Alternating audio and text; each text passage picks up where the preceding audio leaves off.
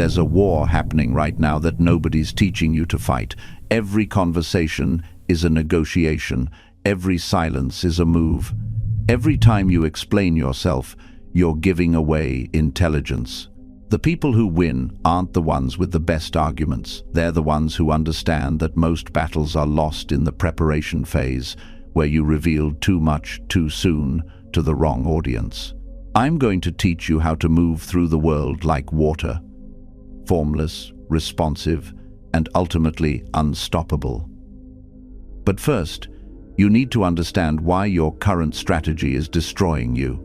Look, I know what you're thinking. You're thinking that if you just explain yourself better, people will finally understand. If you just defend your position more clearly, they'll see your value. If you just speak up more confidently, they'll respect you.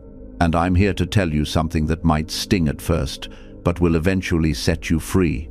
You've been lied to. Everything you've been taught about communication, about presence, about power, it's backwards. And it's costing you everything. The world has sold you this idea that visibility equals value, that speaking up equals strength, that silence equals submission or weakness or fear. And because of this lie, you're exhausted. You're constantly explaining yourself to people who aren't even listening. You're defending decisions to people who've already made up their minds. You're proving your worth to audiences that will never validate you, no matter what you say. You've been hemorrhaging power through unnecessary explanation, and you didn't even know the wound was there. I'm going to show you something different, something that saved my life during the darkest periods of war, plague, political chaos, and personal loss. I'm going to show you why observation is the highest form of intelligence and silence is the most aggressive form of strategy. Not the silence of cowardice, the silence of sovereignty. Not the observation of fear, the observation of mastery. You're going to learn how to stop bleeding energy through words you don't even believe and start accumulating power through intentional presence. And here's what nobody tells you. The most powerful people aren't the ones explaining their philosophy. They're the ones living it so completely that their presence speaks louder than your entire vocabulary. This isn't about becoming cold or calculating or manipulative. It's about becoming conscious, intentional, free. Because right now, you're a prisoner to other people's need for your explanation. And that prison, it's killing who you could become. So why do you need to watch this? Because you're tired. Not just physically tired, spiritually exhausted. You're tired of feeling misunderstood, tired of defending yourself, tired of explaining your choices, your boundaries, your existence to people who were never going to get it anyway. You're tired of watching people who talk less and do more somehow end up ahead of you, and you can't figure out why. You think maybe you're not smart enough, not charming enough, not strategic enough. But that's not it. The problem isn't what you are, it's what you're doing. You're talking yourself out of the life you want. Every word you don't say is energy you're keeping. Every observation you don't announce is leverage you're storing. Every time you resist the urge to defend, explain, or prove yourself, you're building an internal fortress so strong that external validation becomes completely irrelevant. And that's what this video is really about. Not tactics, not manipulation, liberation. The kind of freedom that comes when you realize the world doesn't need your commentary, it needs your clarity. And clarity only comes in silence. Let me tell you a story. In Rome, there was a senator, brilliant man, eloquent beyond measure. Every time he spoke, people stopped. They listened. They quoted his words in the streets, carved his speeches into stone tablets. He was famous. Everyone knew his name. Everyone wanted his attention, and he was absolutely, utterly miserable because he'd trained himself to need the crowd's approval like air. He couldn't go a day without performing, without proving, without explaining his brilliance to anyone who would listen. And in his household, he had a slave. This slave had been with him for years, never spoke unless directly asked a question, never offered opinions, Never corrected anyone, even when they were clearly wrong. Just watched, observed, listened. While the senator was giving speeches, this slave was learning Greek by listening to the tutor teach the senator's children, learning rhetoric by hearing the senator practice his arguments, learning law by sitting quietly in the corner during legal consultations. He absorbed everything, said nothing, and remained invisible. One day, the senator noticed him. Really noticed him for the first time, and it bothered him. This man who'd been in his house for years, who'd heard everything, seen everything, and the senator realized he knew absolutely nothing about him. Not his thoughts, not his beliefs, not his intelligence, nothing. So the senator, in his typical fashion, decided to engage him. He walked up to the slave and said, "You've been here for 7 years and I've barely heard you speak. Why? Are you slow? Are you afraid? Why do you never offer your thoughts?" And the slave looked at him, really looked at him, and said something the senator would never forget. He said, "Because, master, when I'm silent, I learn who people really are. When you speak, you only learn who you wish you were." The senator laughed. Of course he laughed. It was absurd, wasn't it? This slave, this nobody, presuming to understand the psychology of speech better than a trained orator. But that response stayed with him. It burrowed into his mind like a splinter. And over the following months, he started to notice something.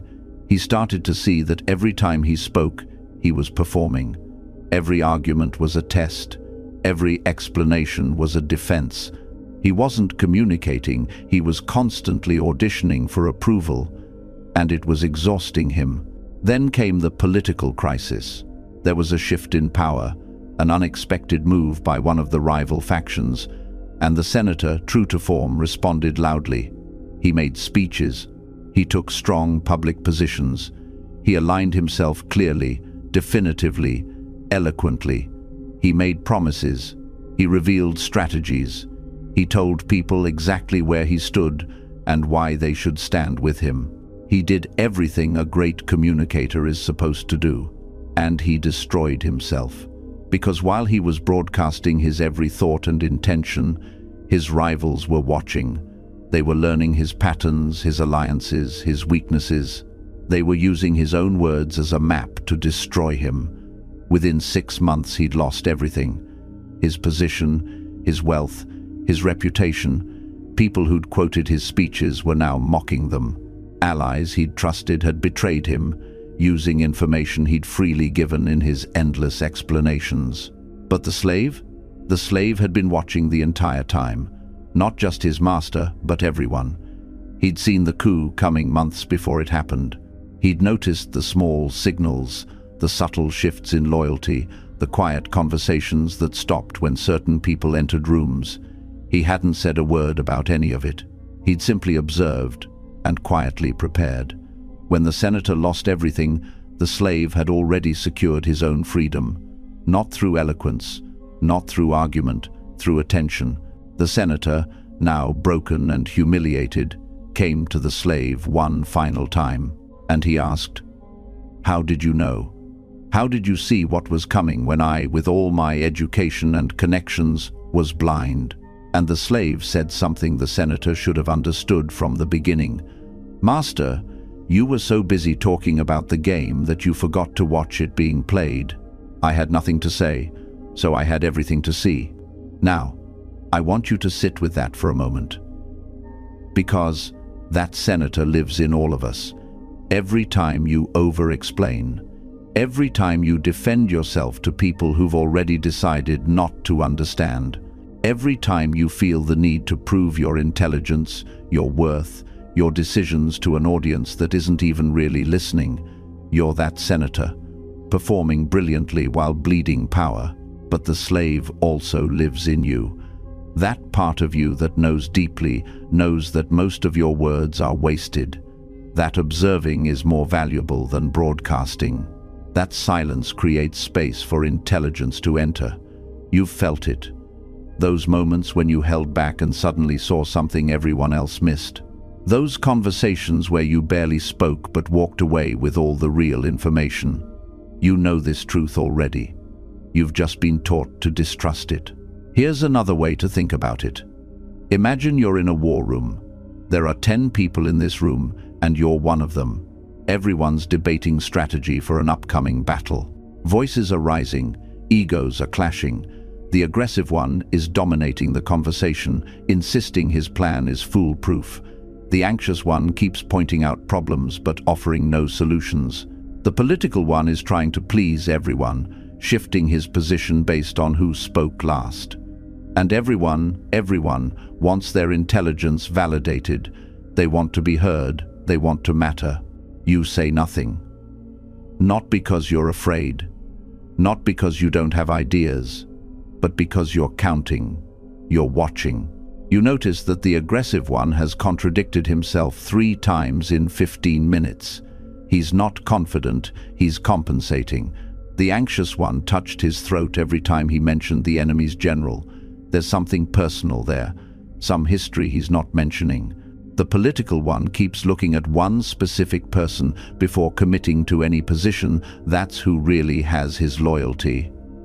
And the quiet one in the corner, the one everyone's ignoring, he's the only other person who hasn't spoken. And he's been watching you watch them. Within an hour, you know more about these 9 people than they know about themselves. You know who will betray whom. You know who's actually competent versus who's performing competence. You know who's operating from fear versus strategy. You know which plan will fail and why. You have a complete psychological map of the room, and you got all of it without saying a single word. When the general finally turns to you and asks for your opinion, you speak one sentence. Just one. And it cuts through all the noise like lightning, because it addresses the thing everyone was dancing around but nobody wanted to name. Maybe it's that their plans all assume the enemy will act honorably, but this particular enemy has never done so. Maybe it's that they're all protecting their egos instead of solving the actual problem. Maybe it's that the real danger isn't the battle itself, but the division in this very room. Whatever it is, you saw it, because you were watching while they were performing. That's not luck. That's not some mystical talent. That's the return on investment of silence. You invested attention while they spent credibility. Now you're rich with intelligence, and they're bankrupt. So why does this work? Why does silence win when everything in our culture tells us to speak up, stand out, be heard? Let me break this down for you, because understanding the mechanism is crucial. First, observation is intelligence collection. Every single conversation you have, every interaction, every moment in someone else's presence, it's an interrogation where people volunteer their secrets. They tell you their fears, their desires, their strategies, their weaknesses. They give you everything you need to understand them completely, but only if you let them, only if you create the space for them to fill. The moment you start talking, you flip the script. Now you're the one being studied. Now you're revealing patterns. Most people are so addicted to being heard that they never stop to consider what they're giving away. Every opinion you share is a map to your psychology. Every explanation is a blueprint to your defense mechanisms. Every time you tell someone what you think, you're showing them how to manipulate you, how to predict you, how to control you. And here's the paradox that nobody wants to admit. The more you talk, the less you actually know, because your mouth is moving while the world is showing you its truth. You're so busy broadcasting that you miss the reception. And information real, unfiltered, honest information about how people actually think and operate, that's the only renewable source of power. You can lose money and make it back. You can lose status and rebuild it. But if you never had the information in the first place, you're navigating blind. And blind navigation always ends in collision. Think about the last argument you had. Maybe it was with a partner, a co-worker, a family member. You probably spent that entire argument trying to make them understand your point, trying to explain yourself clearly enough that they'd finally get it. And what happened? They probably did the exact same thing. 2 people talking, 0 people listening. Both of you bleeding credibility, neither of you gaining ground. Now imagine you'd stayed silent, just listened. Really listened, not to respond, but to understand. You would have learned what they actually fear, what they actually need, what's really driving their position beneath the words they're using. And with that information, you could have either resolved it completely or realized it's unresolvable and saved yourself hours of exhausting, pointless argument. This brings me to the second principle. Silence creates asymmetry, and asymmetry creates advantage. In any negotiation, any relationship, any conflict, the person with more information wins, not the person with better arguments, not the person with more passion or better logic or moral high ground, the person who sees more. When you speak less, you create information asymmetry. You know them, their fears, their patterns, their tells, but they don't know you. They're guessing, they're projecting, they're filling in your silence with their own anxieties and assumptions. Meanwhile, you're operating with clarity. You're making decisions based on reality, not reaction. They're defending against ghosts. You're responding to facts. This is why the quietest person in any room is usually the most dangerous. Not because they're sneaky or malicious, because they're informed. They've let you perform your entire personality while they took notes. You thought you were building rapport. They were building a dossier. I need you to really understand this, because it changes everything. Every time someone doesn't know what you're thinking, they have to guess, and people always guess wrong. They project their own fears and desires onto you. If they're insecure, they assume you're judging them. If they're aggressive, they assume you're planning against them. If they're needy, they assume you're withholding something they need. Your silence becomes a mirror for their psychology. And while they're fighting projections, you're seeing them clearly. This is how water wins against stone. Stone is hard, defined, fixed in place. It declares itself. Water is formless. It doesn't argue with stone, it moves around it, through it, eventually over it. Water doesn't explain itself, it just flows. And eventually, the stone erodes, not through confrontation, through patience and presence. Now let's talk about something that might sound counterintuitive. Words are depleting assets, but silence is compound interest.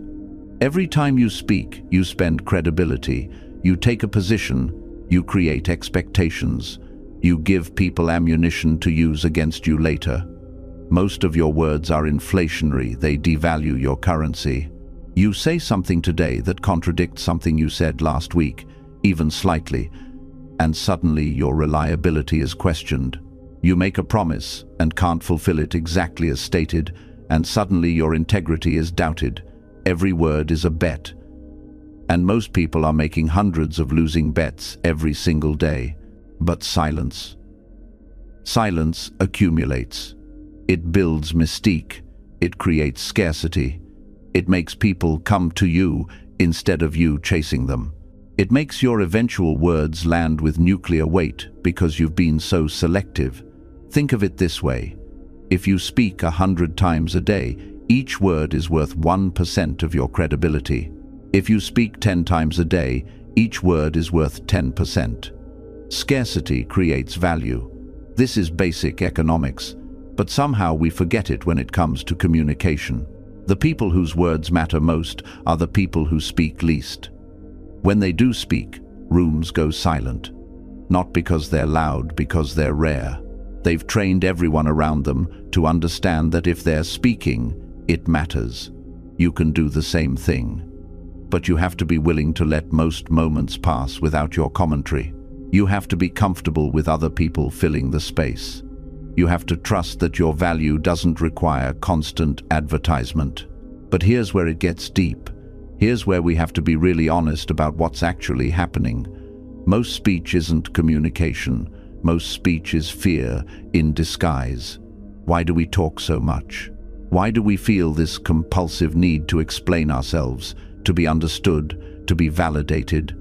Because we're terrified. Terrified of being misunderstood, terrified of being invisible, terrified of being rejected or abandoned or deemed worthless. We explain ourselves because we think if people just understood, they'd accept us. We defend ourselves because we think if we could just present our case clearly enough, we'd be vindicated. We perform ourselves because we think if we could just showcase our value obviously enough, we'd be appreciated. But here's the brutal truth that most people spend their entire lives avoiding. Most people aren't listening anyway. They're not receiving your explanations. They're waiting for their turn to talk. They're not absorbing your defense. They're constructing their rebuttal. Your explanations aren't clarifying anything. They're revealing your need to be validated, and need is repellent. Need pushes people away. Need makes you manipulable.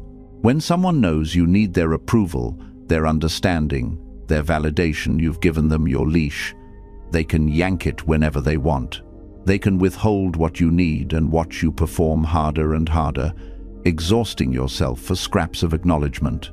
The strongest people I've ever known don't explain themselves, not because they're arrogant, because they've transcended the hunger for external validation. They know who they are. They know what they're doing. They know why they made the choices they made. And your confusion about them? That's your problem, not theirs. They're not responsible for your comfort with their existence. They're not obligated to make themselves digestible for your understanding. They're free. And freedom always looks strange to people still living in cages. Now I know some of you are thinking, but Marcus, doesn't this make you isolated? Doesn't this make you alone? And here's what I want you to understand. There's a massive difference between loneliness and solitude. Loneliness is feeling disconnected while surrounded by people. Solitude is feeling whole while alone. Most people are desperately lonely because they're constantly talking but never actually connecting. They're surrounded by people who know their opinions but not their hearts, who've heard their words but never seen their soul. Real connection doesn't come from explanation. It comes from presence, from seeing and being seen, from the kind of understanding that exists beneath words. In the space where two people observe each other honestly and recognize something true, that connection is rare. It's precious. And it's completely impossible if you're constantly performing, explaining, defending, because all of that is armor. All of that is distance. You think you're bridging the gap with words, but you're actually reinforcing the wall. This brings me to something crucial about conflict, about winning. Most people think winning means proving you're right, defending your position until the other person admits defeat. But that's not winning. That's exhaustion. Real winning, the kind that actually changes outcomes, comes from letting others lose loudly while you win silently. Here's what nobody tells you about conflict. Most battles are won through patience, not aggression. When someone attacks you, insults you, undermines you, questions your competence or character, your instinct is to defend, to correct them, to prove them wrong, to make them see that they've misjudged you. Don't. Just don't. Let them spiral. Let them over-explain. Let them reveal their hand while you reveal nothing. Watch what happens.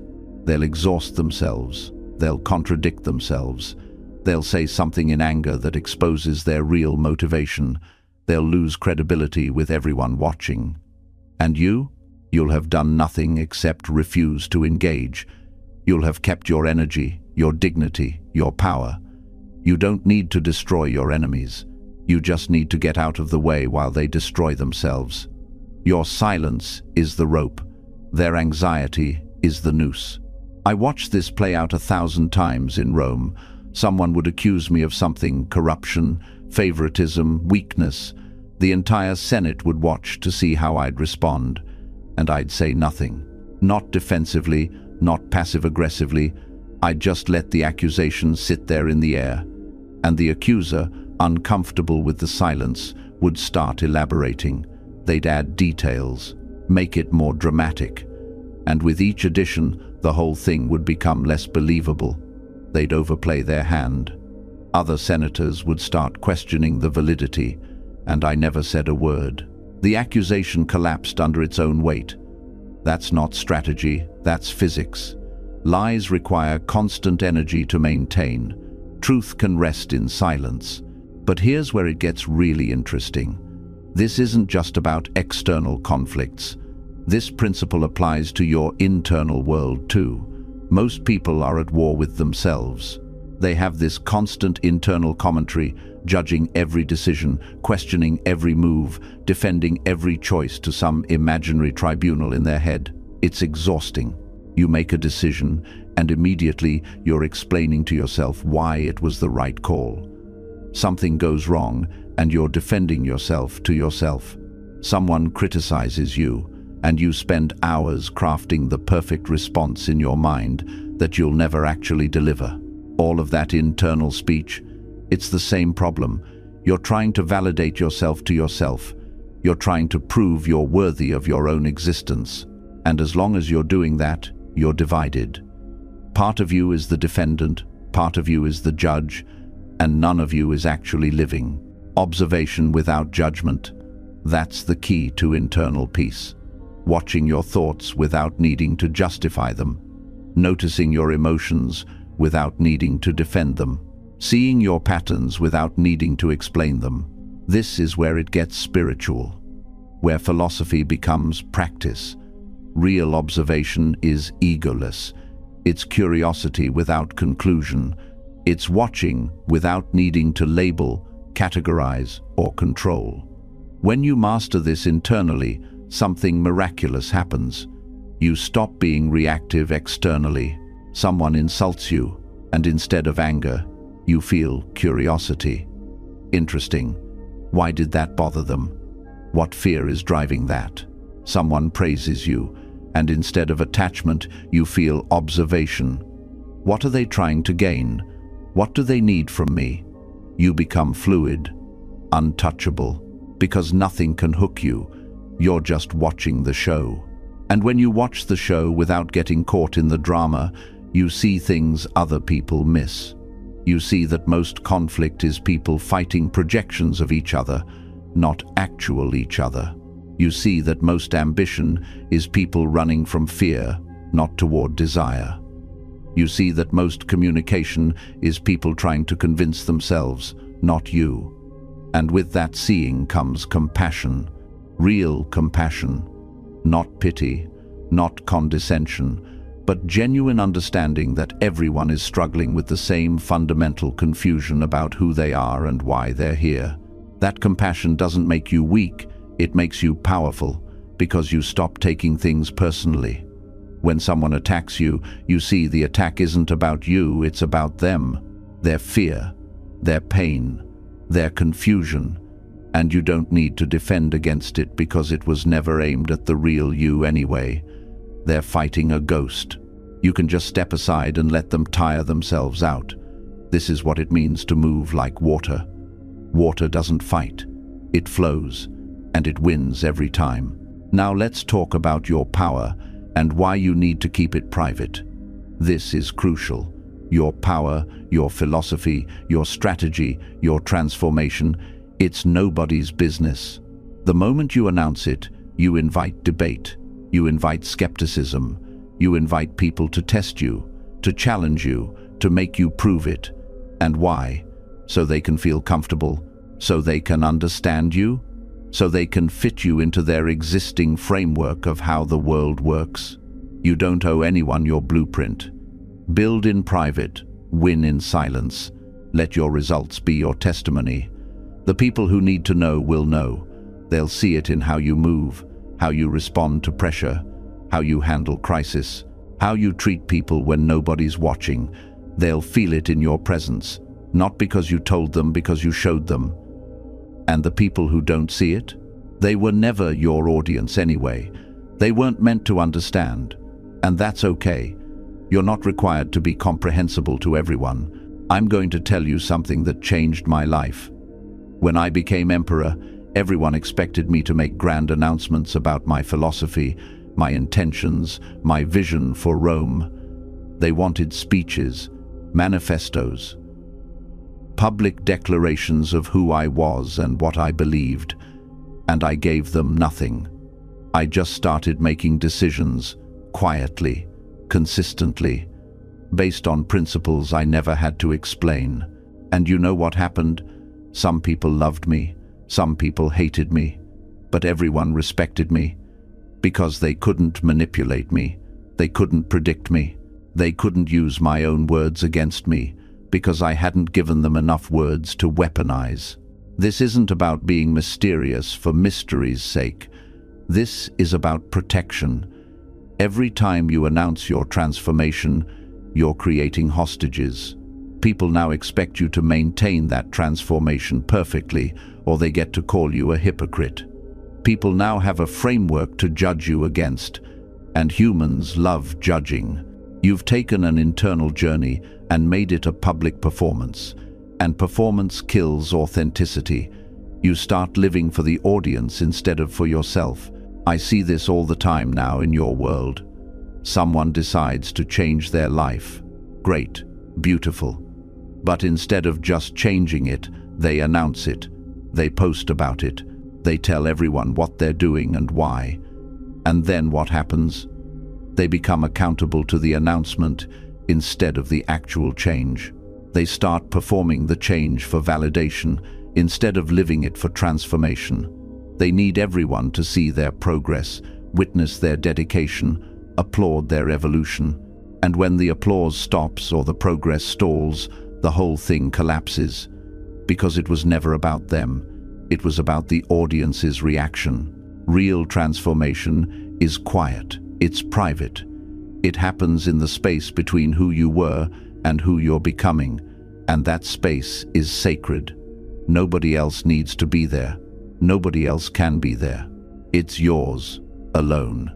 And when the transformation is complete, not when you think you've changed, but when you've actually integrated the change so deeply that it's just who you are now, then people will notice. Not because you told them, because you're different. And different is always visible, even when it's silent.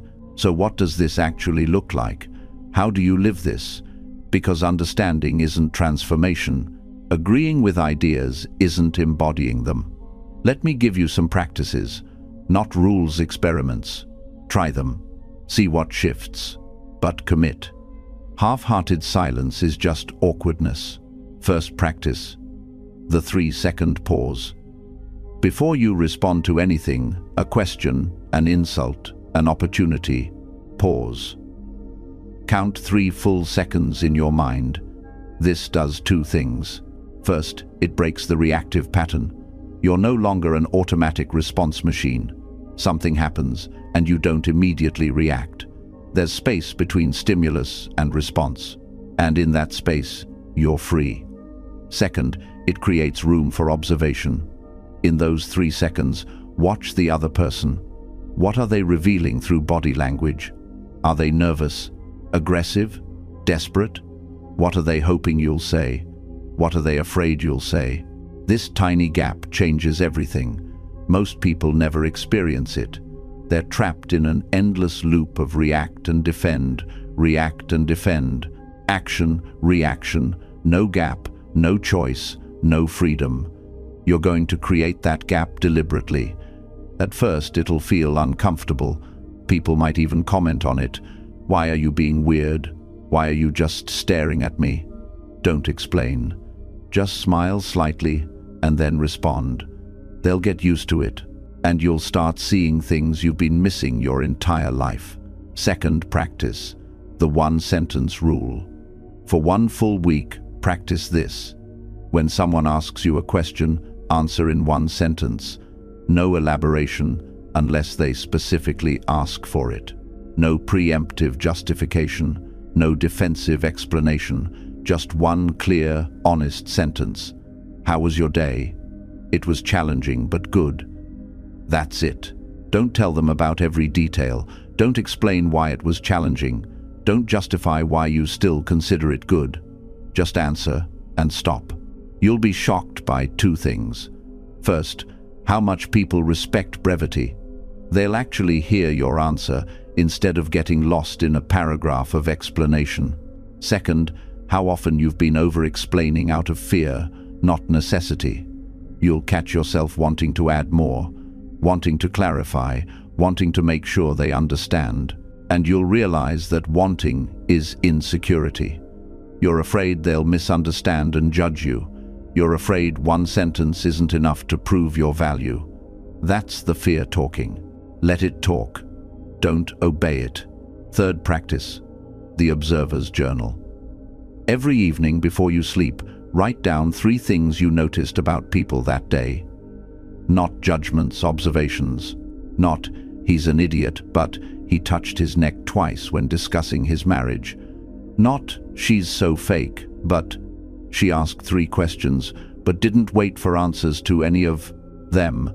Not, he's untrustworthy, but he agreed with everyone but committed to nothing. Train your attention. Make observation a skill, not just a reflex. Over time, you'll start seeing patterns invisible to everyone else. You'll notice that certain people always shift topics when specific subjects come up. That tells you something. You'll notice that someone's energy completely changes around certain other people. That tells you something. You'll notice micro-expressions, flashes of real emotion before the performance mask comes back. That tells you everything. And with these observations, you'll be able to predict behavior. You'll spot lies. You'll know who to trust. Not because you're psychic, because you're paying attention. Fourth practice, strategic silence in conflict.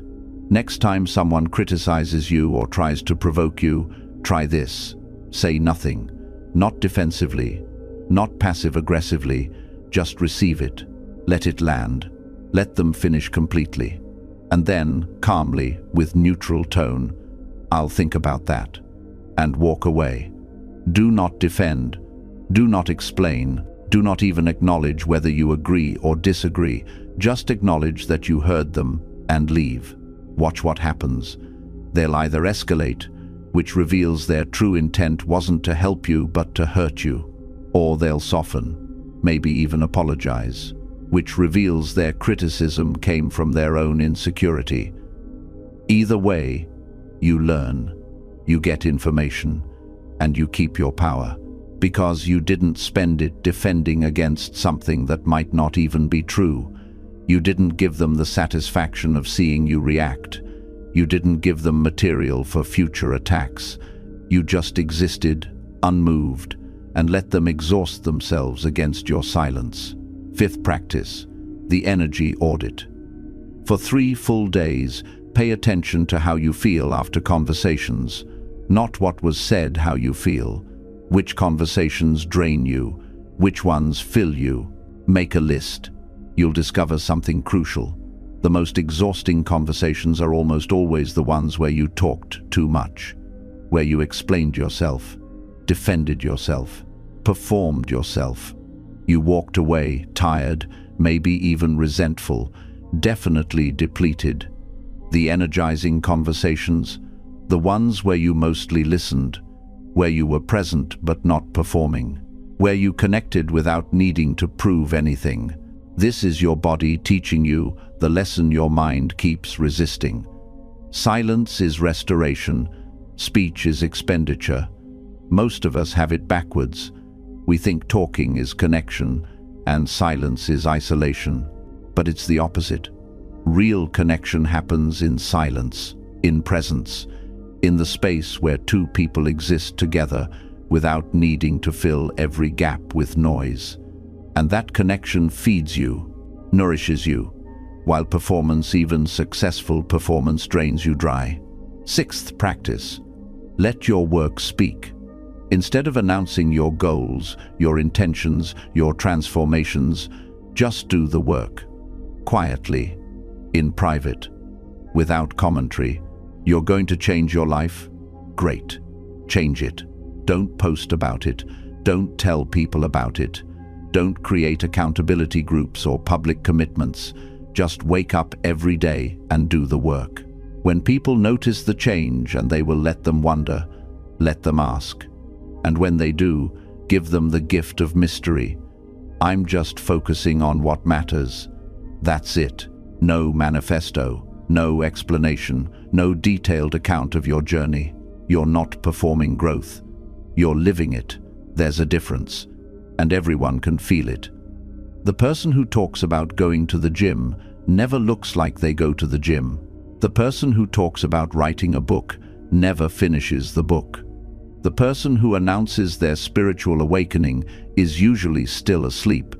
But the person who just quietly transforms, people feel it. They don't know what changed, but they know something is different. You're calmer, more centered, more present, less reactive, and that difference speaks louder than any explanation ever could. The goal of all these practices isn't to become a monk. It's not to become mute or cold or distant. The goal is to become intentional. Every word you speak becomes a choice, not a reflex. Every silence becomes a strategy, not a fear. Every observation becomes an investment, not a passive occurrence. You're not withholding, you're protecting. You're not hiding, you're seeing. And gradually, without even realizing it's happening, you'll notice something profound. You've been playing a game that everyone else is losing, not because you're smarter, not because you're more talented, because you're quieter. And that's where all the real intelligence lives.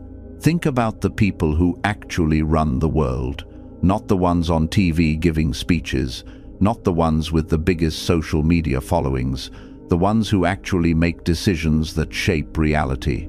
You don't know most of their names. They don't give interviews. They don't write memoirs. They don't announce their strategies or explain their thinking. They just move quietly, efficiently, decisively, and by the time anyone realizes what happened, it's already done. That's power. Not the loud kind, the real kind. You can have that too. Not the specific power they have, that's not the point, but the way they move through the world, observing, calculating, choosing, acting with intention instead of reaction, keeping your own counsel, building in private, winning silently. And here's what's beautiful about this path. It's available to everyone. It doesn't require money. It doesn't require connections. It doesn't require talent or education or special circumstances. It just requires discipline. The discipline to shut up when your ego wants to speak. The discipline to watch when your insecurity wants to be watched.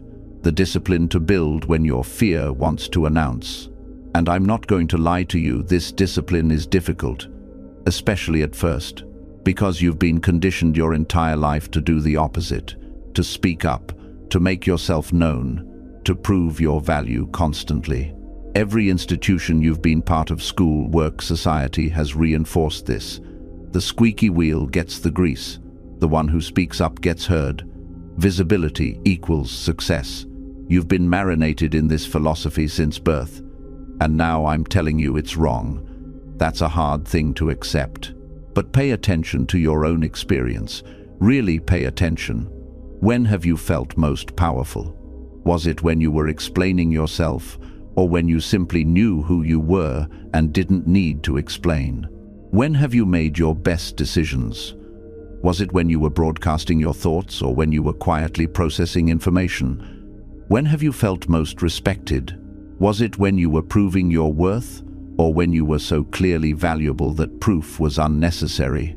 Your own life has been trying to teach you this lesson over and over. Those moments when you held back and felt relief instead of regret. Those times you observed instead of spoke and gained crucial information. Those instances when you let someone else talk themselves into a corner while you stayed silent and safe. You've experienced the power of silence. You've felt the intelligence of observation. You just haven't trusted it enough to make it your default instead of your exception. I'm asking you to trust it now, to run the experiment fully, not for a day or a week, for a real period of time, long enough that it stops feeling like a performance and starts feeling like who you are, long enough that the discomfort of silence becomes less uncomfortable than the exhaustion of constant speech, long enough that observation becomes more interesting than broadcasting, long enough that you forget who you were when you needed everyone to understand you, because you've become someone who doesn't need that anymore.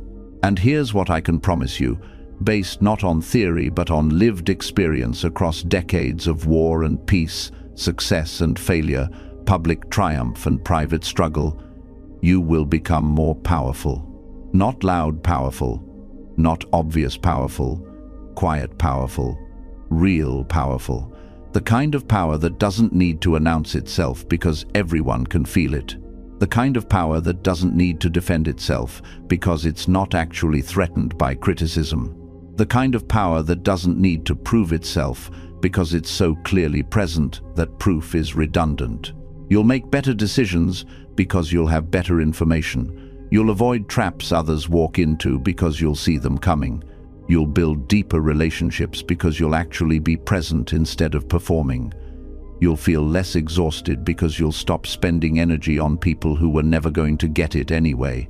You'll experience more peace because you'll stop fighting battles that don't need to be fought. You'll discover a kind of freedom that most people don't even know exists, the freedom of not needing external validation to know you're on the right path. But none of this happens if you don't start. If you just nod along with these ideas and then go back to explaining yourself to people who aren't listening.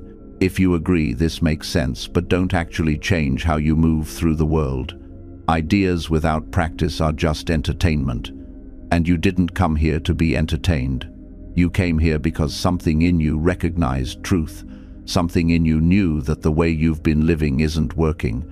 Something in you was ready to change. So let me bring this home. You came here tired, spiritually exhausted, tired of feeling misunderstood, tired of defending yourself, tired of explaining your choices, your boundaries, your very existence to people who were never going to get it anyway, tired of watching other people who talk less somehow end up ahead. You thought maybe something was wrong with you. Maybe you weren't smart enough or strategic enough or charismatic enough, but that wasn't it. The problem wasn't what you are, it was what you've been doing. You've been talking yourself out of the life you want. Here's what we've uncovered together. Silence isn't absence, it's presence. Observation isn't passivity, it's power. And winning silently isn't about hiding your light, it's about refusing to burn yourself out for people who were never going to see you anyway.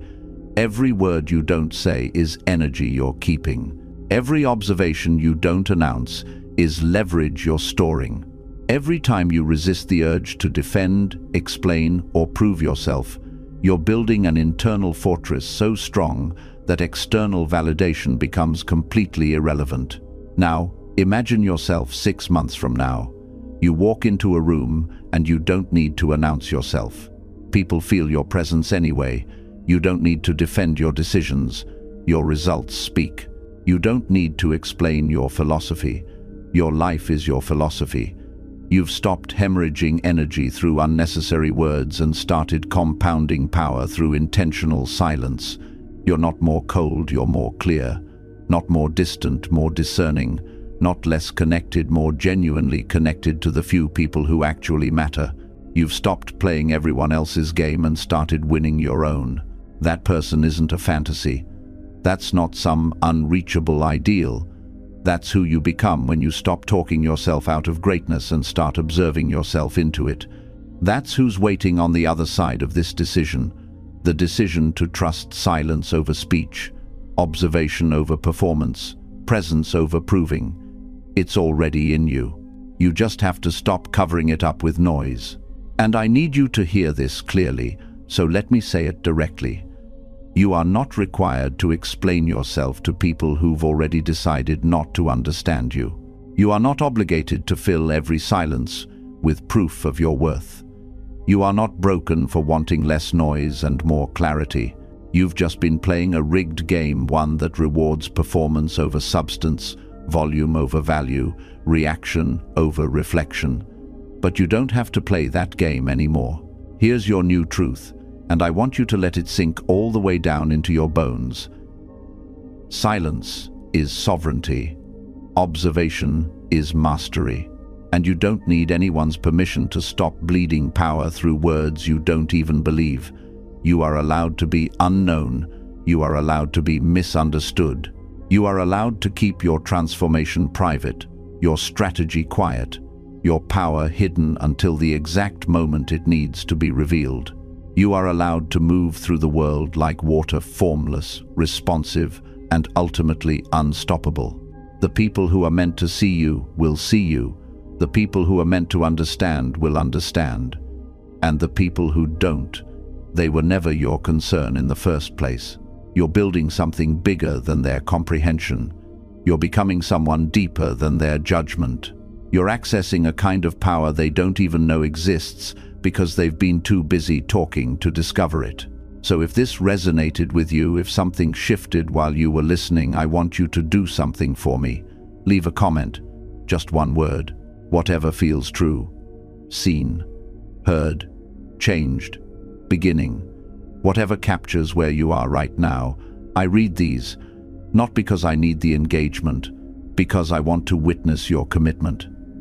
Because naming the shift, even with one word, makes it real. And if you want more of this philosophy that actually changes how you move through the world, not just how you think about it, subscribe. Not because I need the numbers, because you deserve the reminders. Because this path isn't easy. Because the world will constantly try to pull you back into performance, into explanation, into the exhausting game of proving yourself to people who don't matter. And you'll need these reminders. You'll need to hear again and again that you don't have to be loud to matter. You just have to be awake. So here's where we part ways. You're going to close this video and go back to your life, and you have a choice. You can let these ideas stay ideas, interesting, agreeable, ultimately useless, or you can let them become practice. You can start today, right now, with the next conversation you have, the next conflict that arises, the next opportunity to explain yourself or stay silent. You can choose differently than you've chosen before, and that different choice, repeated over and over, becomes a different life. The world isn't waiting for your commentary, it's waiting for your clarity. And clarity only comes in silence. So stop filling the void with noise. Stop defending yourself to people who aren't listening. Stop proving your worth to audiences who can't recognize it. You're so much more powerful than you've been taught to believe. But that power is quiet, it's patient, it's observant, and it's been waiting for you to stop talking long enough to notice it's there. Now go. Be dangerous in your silence. Be powerful in your observation. Win so quietly that by the time anyone realizes what happened, you're already 3 moves ahead. The world won't know what hit it, but you will, because you saw it coming. You always do when you're watching instead of performing. You don't have to be loud to matter. You never did. You just have to be awake, and something tells me you're finally ready to open your eyes.